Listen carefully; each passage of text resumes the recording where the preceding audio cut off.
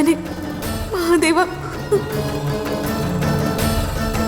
വിദ്യാമ്മ തന്ന ആ മോതിരം കിഷന്റെ അമ്മയ്ക്ക് കുറച്ചു നേരത്തേക്കെങ്കിലും ഊരിക്കൊടുത്തത് അവിവേകമായി പോയോ?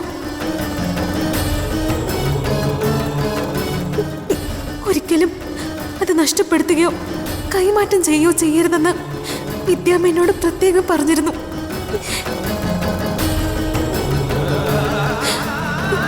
പക്ഷെ ആ അമ്മയുടെ വേദന കണ്ടപ്പോ എനിക്ക് ശരിക്കും സങ്കടമായി പോയി.